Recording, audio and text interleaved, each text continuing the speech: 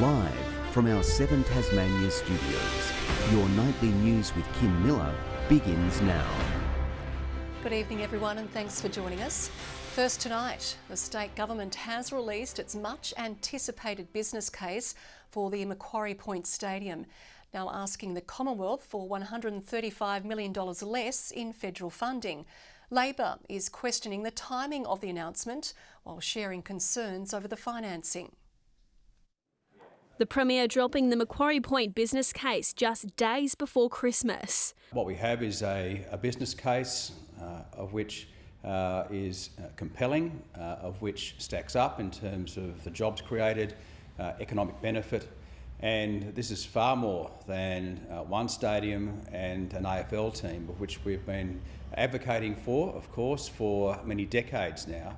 The controversial project is now budgeted to cost less than the $750 million originally projected, revised down to $715 million. The state government will invest $375 million into the project, the AFL committing $15. $85 million will be generated from borrowings against land sale or lease for commercial users, while $240 million has been requested from the Commonwealth. It's a reasonable ask. We're not asking any more, any less than we need. If federal funding doesn't flow through, the Premier says there is no plan B. We are focusing on plan A, and that's our key focus. But Jeremy Rockcliffe is upbeat following discussions with PM Anthony Albanese. I was pleased with the meeting that we had with the Prime Minister just yesterday, open-minded, can understand and appreciate the bigger picture of an urban renewal project of this size and what it can bring to Tasmania. The Prime Minister says he needs to examine the detail. We, in the past, have put, of course, $50 million into Macquarie Point way back in 2012. And since then, there's been very little progress on that site. The business case stipulates at least 44 events will be held at Mac Point each year, equating to an event every 8 days. Is that realistic? Yes. Other than AFL, the stadium will host a range of sporting, musical and business events, including soccer, rugby, cricket, basketball, concerts, conventions and homegrown events like Dark Mofo and Monofoma. But for Labor, it's the nightmare before Christmas, cynical about the timing of the announcement. The government have dropped a business case which is really a lump of coal in the Christmas stocking for the Tasmanian people. Isn't it ironic that on a day that Tasmania's health system is on the brink of collapse, we've got the Premier and part-time Health Minister out spruiking his proposal? Labor claiming the finances don't stack up, building the stadium will leave Tasmania in a deficit based on a cost-benefit analysis. If Rockcliffe builds this stadium, the state will be $306 million worse off. That is outrageous. This is the Christmas turkey. It is a dud deal. If given the green light, construction on this stadium will commence in 2025, expected to take 4 years to complete. But we expect the team, of course, to be competing in the national competition in 2027. Whether it's the perfectly wrapped Christmas gift or if it will land the Liberal government on the naughty list is one history will decide. McKenna Bailey, 7 Tasmania News. 6 more Tasmanians have died from COVID in the past week, taking our death toll to 222. Case numbers in the state remain consistent at a daily average of 582. 91 people were admitted to hospital with the virus, while 4 were placed in ICU. 6 motorists have been caught drink driving on Tasmanian roads less than 24 hours after police launched Operation Safe Arrival. A Signet man's been disqualified after driving at more than 5 times over the legal limit. Police say the behaviour is extremely concerning and anyone driving under the influence should expect to be caught. Tasmania's technology leaders say the industry needs more workers as it looks to employ around 4,000 more people over the next few years. Local business Fulcrum Robotics is among many striving to grow its team in preparation for exciting future plans. Our focus as a business is to use unmanned systems to remove people from working at height, from confined spaces, and going into submerged environments without the need. They say their biggest challenge is finding employees with specific engineering skills, but are hopeful TasTAFE's new courses will relieve the problem. St Paul's Kitchen in the state's northwest is preparing to cook up a feast this Christmas for 250 community members in need.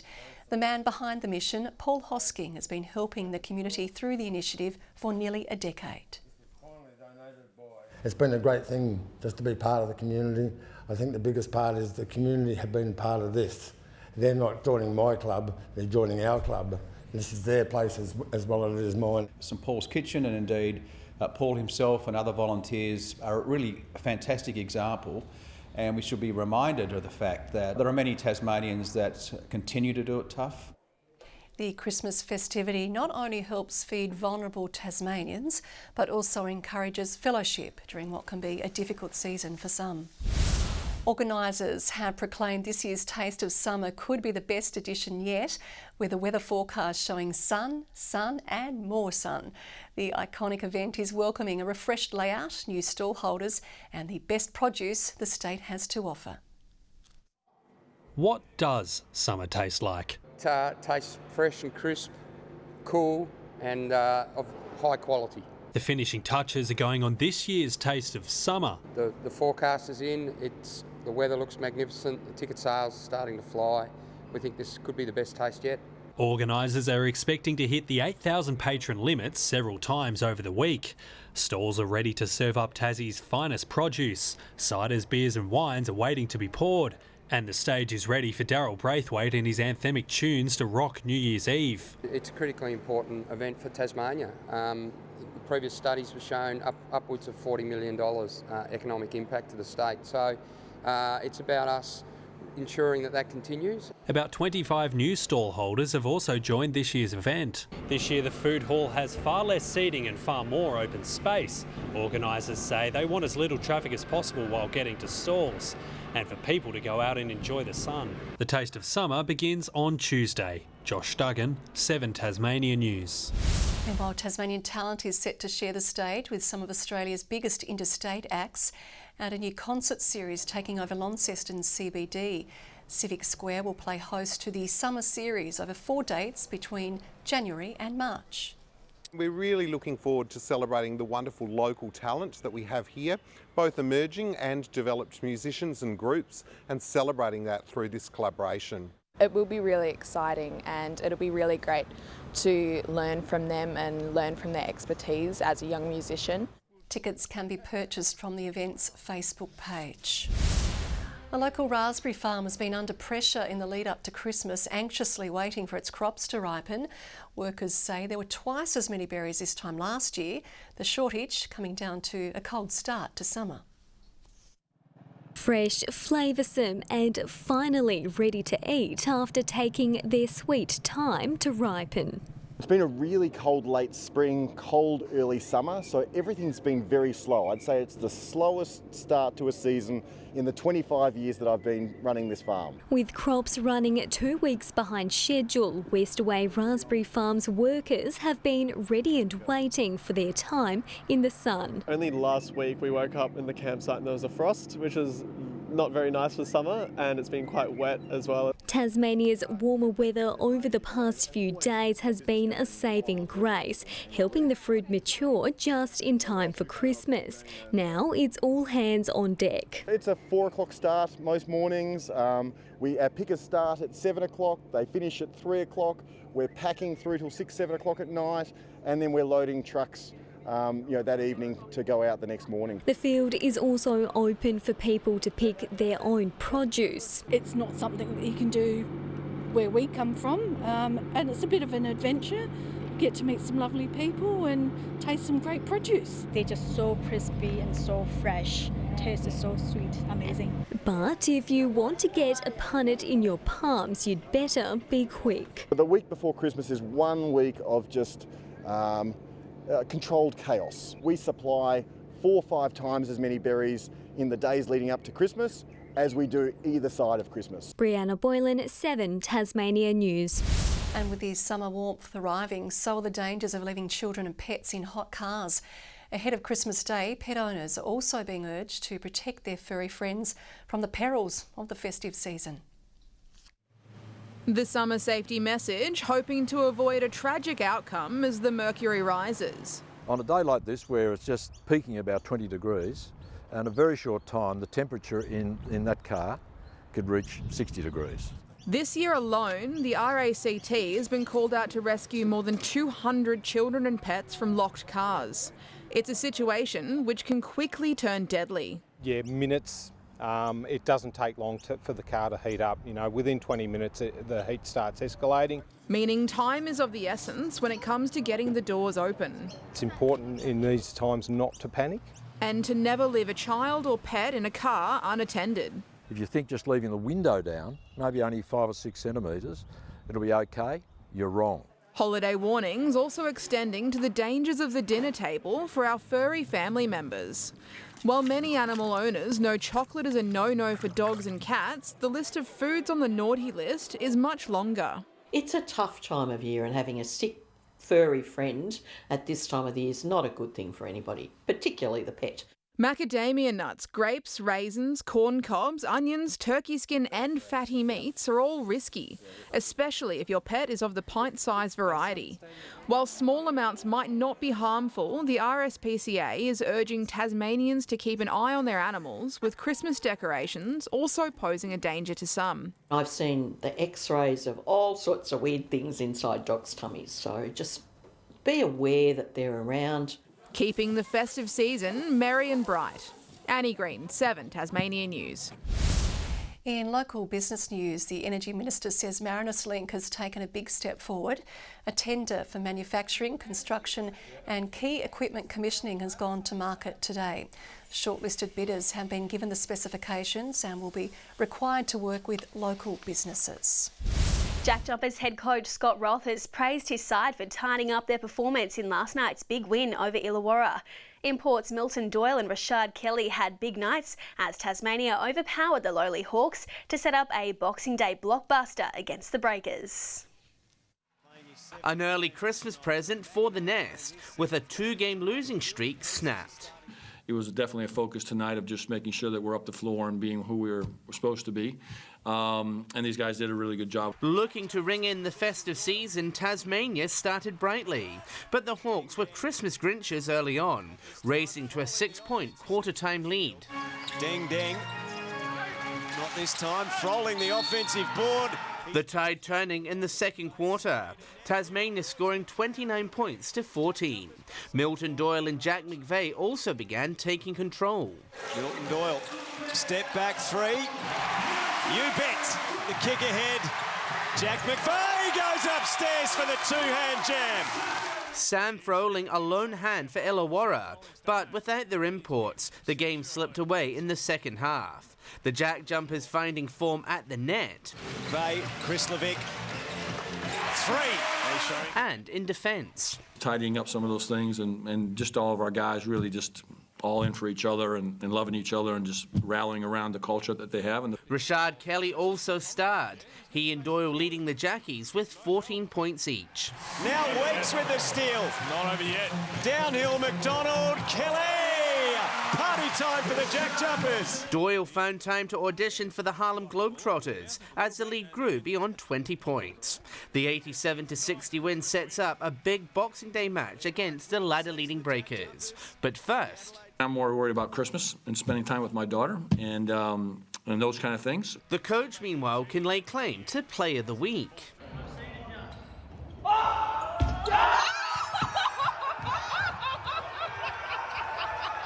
You know, I break it out every now and then, and it might go viral, but you never know. John Hunt, 7 Tasmania News. In the BBL, a late flurry wasn't enough for the Hobart Hurricanes as they fell to the Sydney Sixers last night. In a rain-affected match, the Sixers opening pair of Curtis Patterson and Josh Philippi made a fast start. However, the Hurricanes fought back thanks to spin twins Shadab Khan and Paddy Dooley. One to come in the over. Catch! Yeah! Taken! Shadab Khan will be on a hat-trick. Set 138 to win in just 14 overs. The Hurricanes looked like they would fall short of victory. However, a late blast of runs gave them some hope.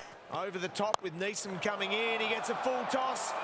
Has he got enough of it? Yes, he has. But it was too little too late. The Canes going down by 6 runs. Hobart are back in action tomorrow afternoon when they host the Melbourne Renegades at Blunston Arena. Meanwhile, 3 Tasmanian cricketers have been selected for the Australian women's team's upcoming series against Pakistan. Nicola Carey has been named in the national ODI squad with the 3-match series beginning on January 16. Heather Graham and Rachel Treneman were selected for the Governor-General's 11, which will serve as a warm-up match for the series. The fixture will be played on January 13. One of the state's most promising young drivers is set to compete in next year's Race Tasmania event. Josh Webster will make the step up from state to national racing when he takes to the track. He'll line up in the Trans Am category for Dream Racing Australia in a Chevrolet Camaro. The event will run at Symmons Plains from February 24 to 26. And with our minds on the Boxing Day test, tonight's Friday flashback is to when Ricky Ponting steered Australia to a history-making win against India in 2003. The Tasmanian proving why he was fit to take over from Steve Waugh as captain in that test. 70,000 flocked to the Boxing Day test in 2003 as 2 of the sport's biggest rivals prepared to inflict some pain. Oh, sitting. Ducked into it. But the biggest charge came from Ricky Ponting. So that brings up the 150 for Ricky Ponting, and he is definitely not finished yet. He sure wasn't. His knock was a masterclass. He's in the 190s and he's gone whack. There was plenty of drama around him. Steve Waugh's elbow looked like a cricket ball after a cruel seamer. He retired hurt after just 2 balls, only to return later in the day. But the story of the day remained with Ponting. That is home. Well played, Ricky Ponting. It would make him only the 2nd batsman after Sir Donald Bradman to score 3 Test double hundreds in a calendar year. He bowed out on a stumping on 257. A standing ovation was in store. That is the most splendid performance. The Aussies ended up winning the test by 9 wickets, Ponting named man of the match. But the series itself is also remembered for this. All of us, here he comes for the last time as captain of Australia.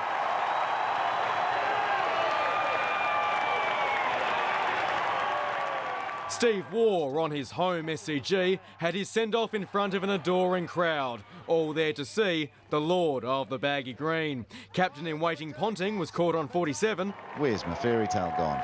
But Waugh was enjoying his final moment in the Test arena. And brings up with a boundary. 50 Test match 50s for Steve Waugh. A century was out of reach. He went on 80, his finale paving the way for Ponting to take over the captaincy role. Tom Johnson, 7 Tasmania News. Good evening. Hobart a high of 22 today, Burnie the same, Launceston and Noosa top with 26, Devonport reached 20 degrees, Smithton, Friendly Beaches and Grove 23, Strawn 22, Flinders Island, Low Head and St Helens 21, King Island a top of 20. There was a convective cloud though that developed over the inland part of the state today, triggering a few thunderstorms, particularly over the southeast. Extensive cloud continues over the top end of the country, stemming from next cyclone Ellie that's feeding moisture into a cloud band over central and eastern parts of the mainland. Tomorrow a trough and weak front past Tasmania as the high sits over the Bight. The winds west to northwest reaching up to 30 knots over the south, tending northeast to southeasterly over the east coast later, swells building to 4 metres. We have a strong wind warning that's been issued for waters between Tasman Island and Low Rocky Point. Hobart a partly cloudy 22 tomorrow, 18. Maybe a morning shower for Medina, partly cloudy for Oatlands and 21 the maximum. Launceston 26 with cloud clearing, 23 for Devonport, partly cloudy for Lyawini, 19 the maximum. Burnie partly cloudy and 22, 19 the top for Strawn with a morning shower. Marrawar 18 degrees and cloudy there. St Helens tomorrow partly cloudy and 24, 23 for Swansea and Orford. An extreme 12 on the UV expectation scale tomorrow. Now on Christmas Day, fine and sunny and a nice warm day. Even Lyawini is expected to push past 20. A similar forecast for Boxing Day, fine and mostly sunny. And on Tuesday, more of the same. Hobart 28, Strawn 29, Launceston 33. Further north and sunny in Perth and Adelaide. A cloudy 23 degrees in Melbourne, sunny and 29 for Canberra and Sydney. A shower for Brisbane and 28. Partly cloudy in Hobart. It's 20 right now, 21 in Launceston, Devonport sunny at the moment and 18 degrees. Now, Kim, I know you weren't going to do this, but I do insist that you wish all our viewers a safe and happy festive season. And while you're at it, wish yourself one as well. Oh, and you too, Murph. Yes, I was. That is all your news now. Before we go, on behalf of the entire 7 Tasmania News team, we do wish you a safe and happy festive break. Stay with us though, because the carols in the Domain are coming up after Better Homes and Gardens. For now, good night.